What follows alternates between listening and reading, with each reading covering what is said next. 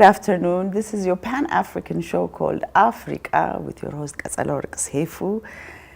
Today is a special day. As you know, May, we celebrated 60 years of the Organization of African Unity starting, and then a week later, Ato Ketema Yifru's son came out with a beautiful book. And today I got the opportunity to actually sit down with him and have a great conversation. Welcome to our studio. Thank you for having me. It's wonderful to be here. Thank you. Could you please introduce yourself? My name is Makonnen Ketema. I'm the son of Ato Ketema Yifru. I just did a biography on his life, and now it's out there so that everyone can read it. Beautiful. Yeah. So now before we dive into how or why we met, I would like you to take us through the journey of you growing up, especially being the son of Ato Ketema Yifru, and just your schooling life and so on, and how you came to this point. When we were kids, of course, our dad was around. He was around until I was almost 7.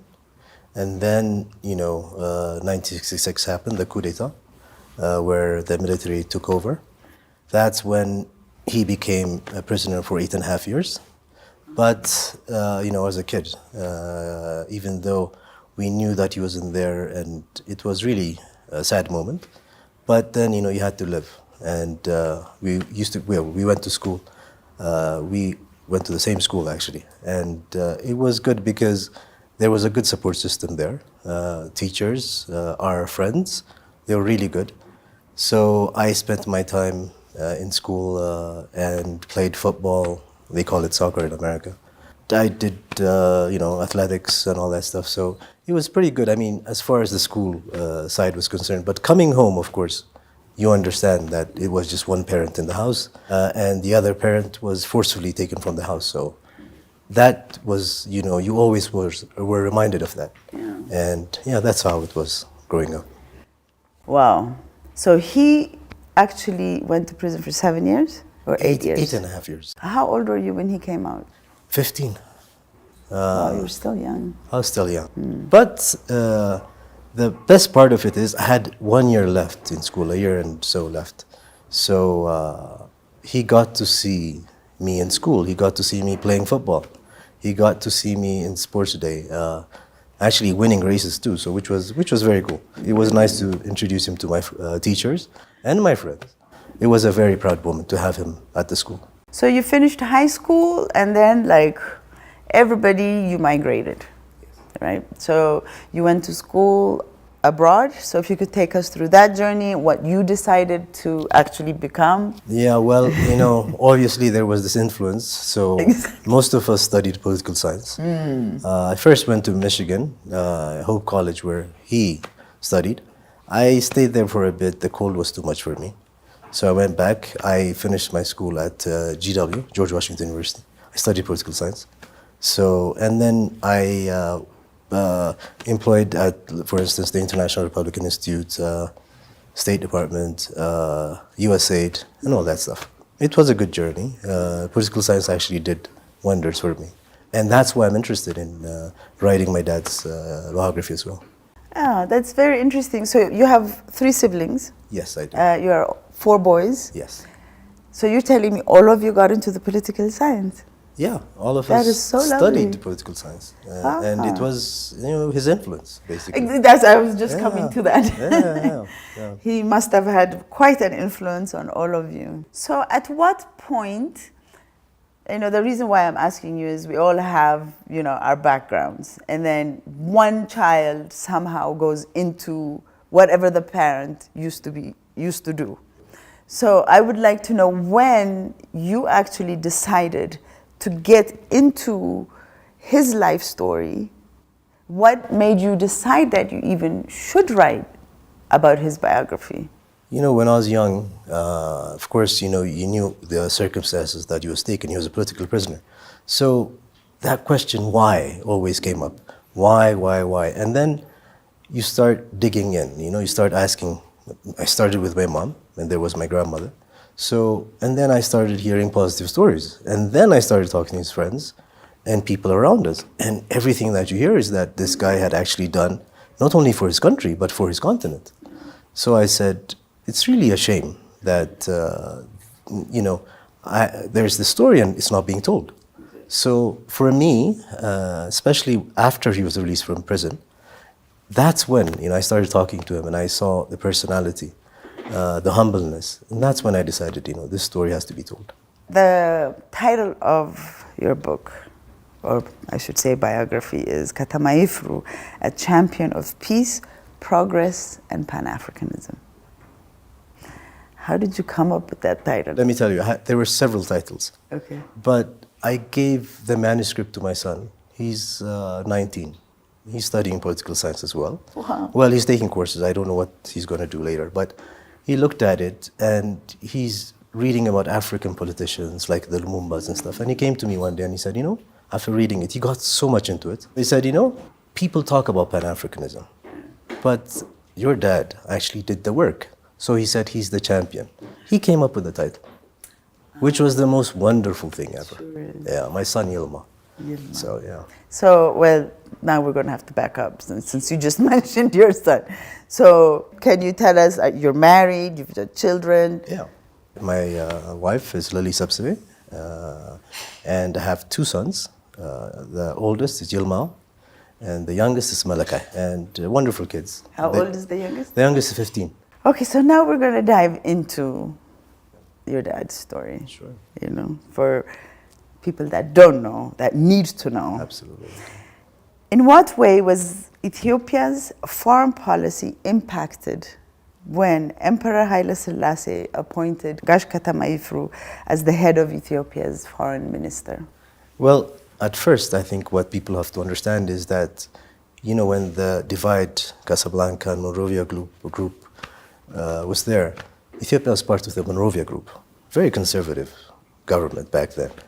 It took a young Pan-Africanist to be appointed in the foreign ministry to change that. And in 1961, when he was appointed, he advised the emperor, and the emperor listens. That's the most amazing thing. And it was a great partnership.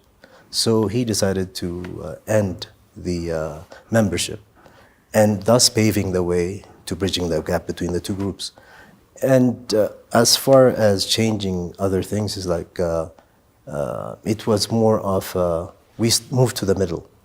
As being conservative, it was non-alignment. He became a member of that. So the government basically went into the middle and sometimes to the left, like accepting China in the United Nations and having diplomatic relations with China, because most Western nations didn't want us to have that, but we did. So the emperor basically changed also, which is, I think, the influence of Ato Ketema. Your dad's influence, yeah.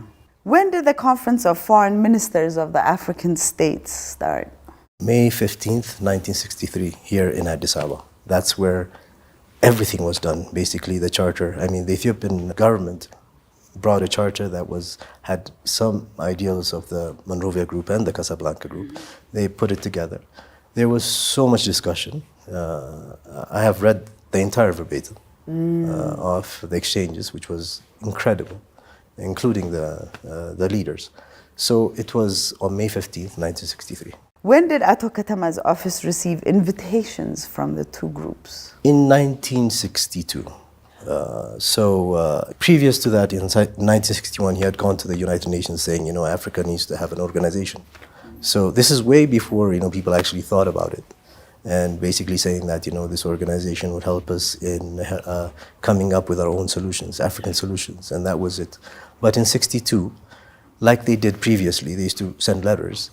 And when they sent letters back then, we decided, okay, this is it, we're Monrovia. But now he said, let's accept the Monrovia group. Let's go there and maybe lobby to have the next one in Addis. Well, he had a plan. But yeah, it's 1962.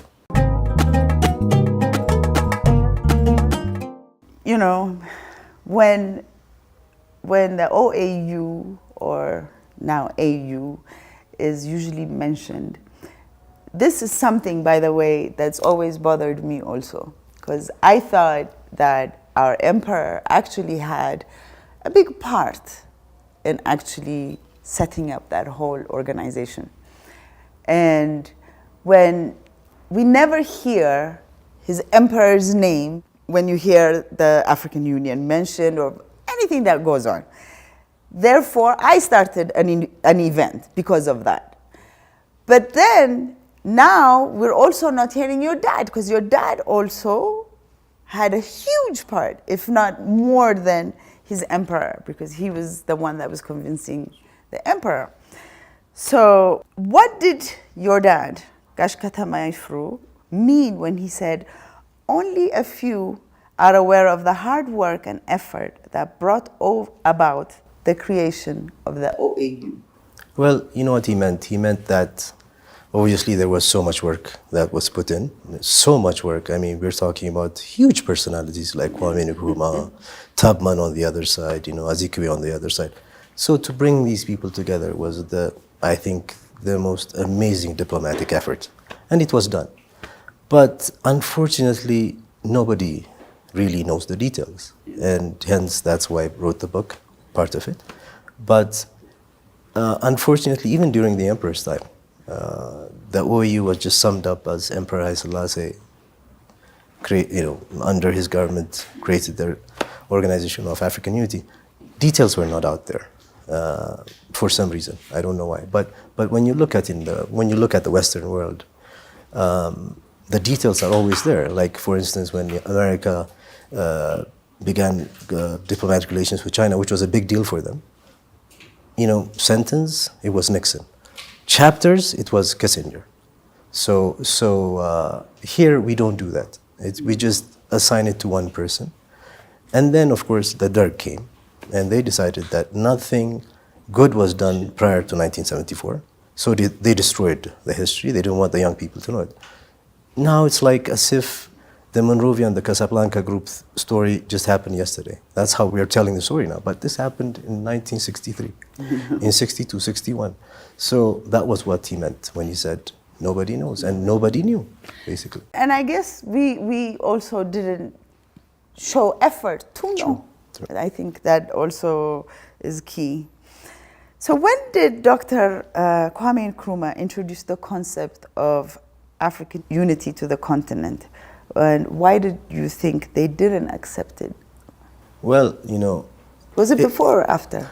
Actually, I would like to. Well, he brought the concept, and right after he brought it, of course, there was a group that was formed in response to the Casablanca group. At first, it was Ghana, Guinea, Mali Union, and those are the three most important leaders. The rest joined, like Egypt and Algeria. It was later. But when he did bring that concept, it was a radical move back then, like countries like Liberia, very close to the West. So countries like that, of course, did not accept a union right away. So they said, no, we have to wait. We have to know each other before we do this, gradually. But with Kwame Nkrumah, he had a set idea. He wanted to do it right away. He couldn't sell it, unfortunately, because of the politics. And there were so many things that and then one group accused the other of subversion. So many things happened then, to a point where they weren't even talking. So that was what happened. The Monrovia group was introduced. That was the reaction to the Casablanca group. Okay. So as the foreign minister, Gash Ketema Yifru was given full autonomy to embark on a long journey across Africa with the emperor's letter of invitation. How successful was he? And did he go around by then, there were 32 countries that were independent, so did he go around all the 32 countries? He did, which was amazing. There was an instance when the wing was clipped by a tree, and it was really, and the planes were not as good as they were today. So he went and saw 32 leaders, and some were apprehensive, because how can the Monrovia group sit down with the Casablanca group? They never did that. So he had to convince them, that it would be okay to be under the same roof. And they listened. And I think they knew that deep down, he was a Pan-Africanist. He meant well for the country, for the continent. And he did it. And when I really think about it now, 32 leaders. accepting and coming with the political atmosphere. With, you have to look at it in context. It was really bad. The politics was bad, but he managed. He did. Even now, think about it.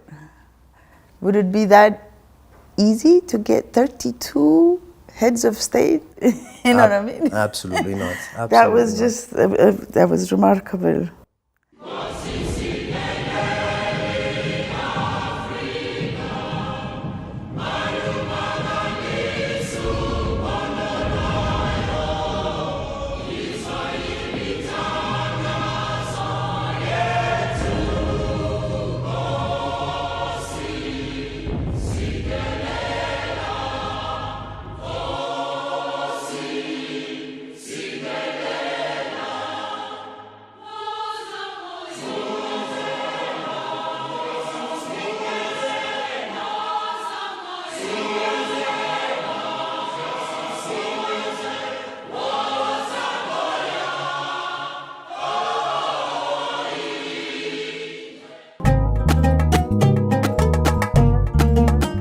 Can you tell us about the August 1963 Dakar Foreign Ministers Conference regarding the location of the OAU's headquarters? I think that was the discussion, right? Yes. So that conference was meant to deal with where should the OAU headquarters be. And as you know, we had done so much. So we thought that it should be in Addis. Francophone countries thought that it should be in Dakar. Nigeria believed that it should be in Nigeria, because in Lagos, because this is a huge prize, and sometimes we take things for granted. But having the OAU, the AU here, is many countries wanted it. So that was where everything was decided. But it wasn't easy, because there were many nations that decided to vote for Senegal. He had to talk to all those countries, all those foreign ministers. He had to lobby. And I think he got, 20 or so above what was needed. And that's where Addis Ababa became the headquarters. The meeting was in August? Yes. 1963? Yeah. That's why I was a bit confused, because it was May that the OAU was actually formed. Yeah. But they still didn't know where they wanted the headquarters. No, they didn't. I got you. I just remembered what I had wanted to ask you earlier. Sure. When your dad when Ato Ketema Yifru was going around with that letter that the emperor wrote. Yeah. What did that letter say? Do we know? It's in the book. Basically, it's inviting the leaders, and asking them to come to Addis, and that the conference would be successful if they made it to Addis. Now, one thing that I read, which I thought was just so cool about your dad, was that he supported a lot of Africa's freedom fighters. So what I want to know is how he even found out that they were freedom fighters.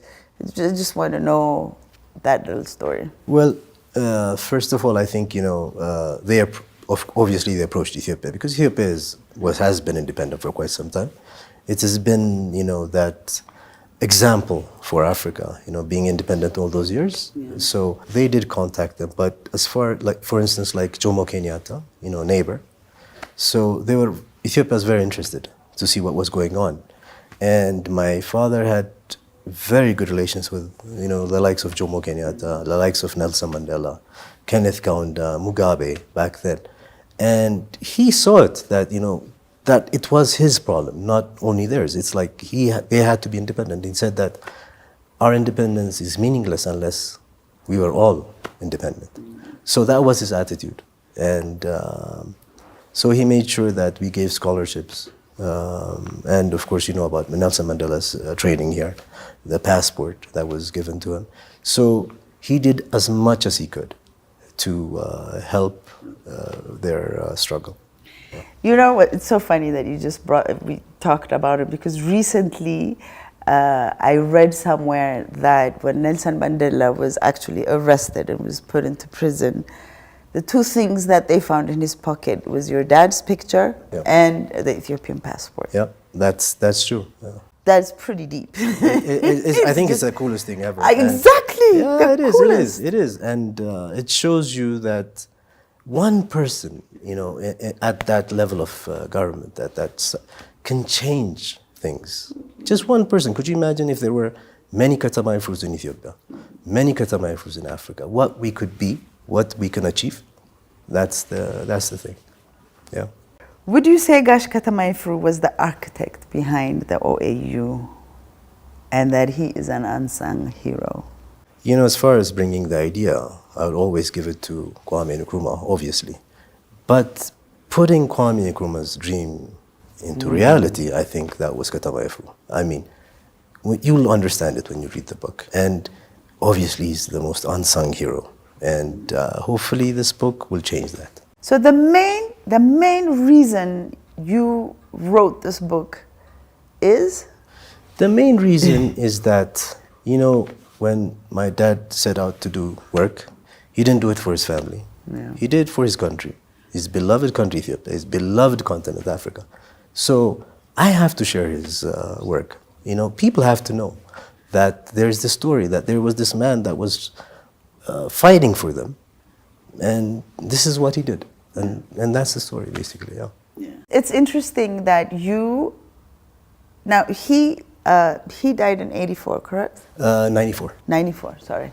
So since then, I mean, your father did so much, as you said, not only for Ethiopia, but the continent.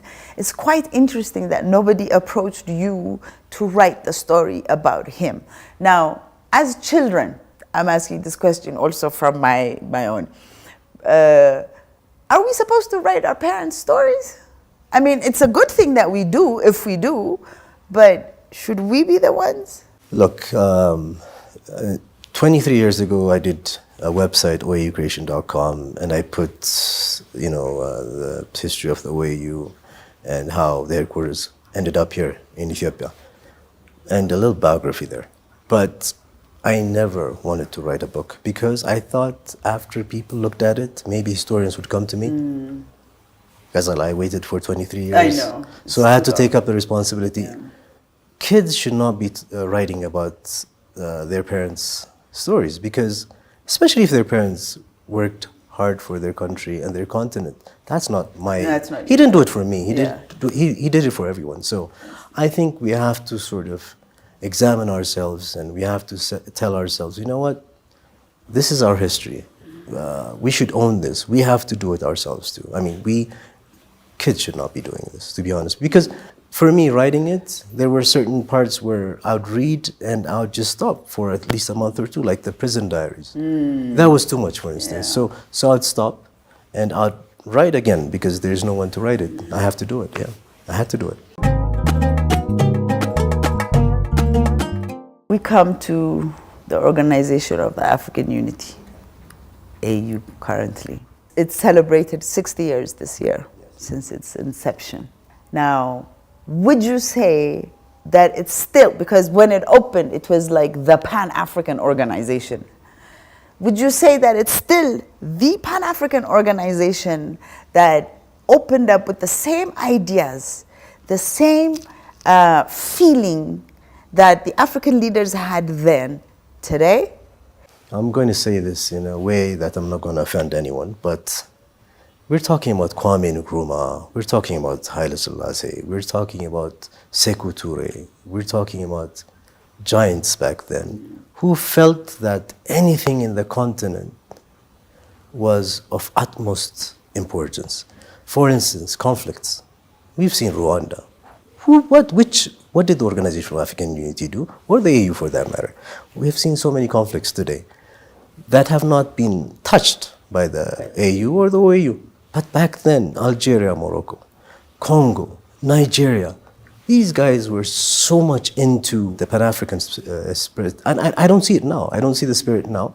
Maybe there are many. I mean, at least from what I see, I haven't seen them trying to tackle issues with that same spirit. So we'll see. I mean, I know it's kind of sad because, especially for you, but in whole for Africans, because seeing where it started and where it is now, sometimes you kind of like, okay, are we going the same direction that they had wanted us to go? Because you would think by now we would be a united Africa. Yeah. And I don't think we are. And I think one is also not knowing our history as well. I think that's a major issue, because who has thought about the Organization of African Unity, at least the 10 years after its inception? Are we taught that in school? We're not. So whenever these kids grow up, they don't know that history. If they did, if they knew the Kwame Nkrumahs, the Sekou Touré's, the Ketema Yifrus for that matter, the Haile Selassies, maybe, you'd see that spirit. So you have young officials now, and they have no concept of what happened back then. So I don't blame them, to be honest with you. True. Yeah. And you know what's interesting, because I actually had interviewed my aunt who worked at the OAU for 34 years. And that was the last thing she said when I said, okay, what do you desire? She said, the one thing I desire while I'm still alive is to see them in school teaching. My dream now is to have my book in high schools here in Ethiopia and universities. And I'm going to go around Africa trying to introduce it. Yes. Because you know why? We need to know our history. We need to know that there were people who were passionate about their continent. It's not about talk, it's about doing stuff. And what did the OAU do? It helped the emancipation of Africa. Like, before it was just countries simply running around trying to do it by themselves. But here it was under the same roof, same voice. We can do that. Unity is the best thing ever. Unity, when you are unified, you can tackle anything. Anything, yeah. We've seen how the Europeans handle their affairs. Absolutely, absolutely. I don't know why we can't even learn from watching them. But then again, we don't know that we had done it before. That's the thing. So once we start teaching this in schools, I think Africa would be a better place. It would be a continent that will go for it again. Brilliant. Well, it shouldn't really be only in private schools, correct? No. If you put in the book, No, it has to definitely be in government schools too. Definitely, majority of kids go there. Absolutely, yeah. Absolutely. In fact, I wasn't even thinking about private schools, to be honest with you. Brilliant. My thing is mostly government schools. My dad went to a government school. So for private schools, I think they have the resources. They can, their parents have the resources.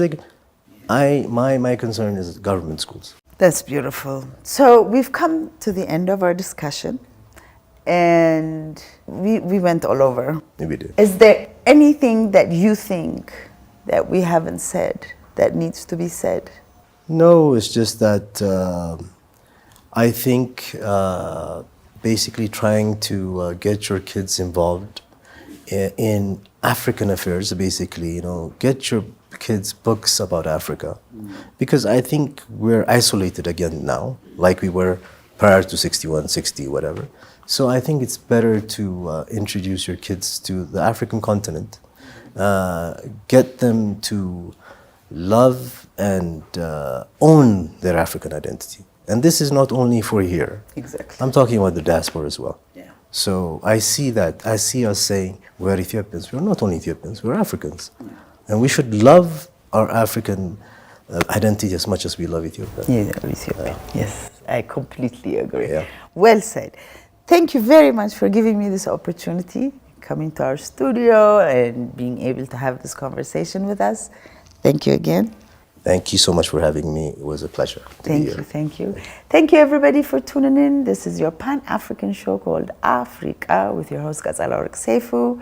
We'll see you at 4 p.m. on Saturdays on African Renaissance television services. Thank you.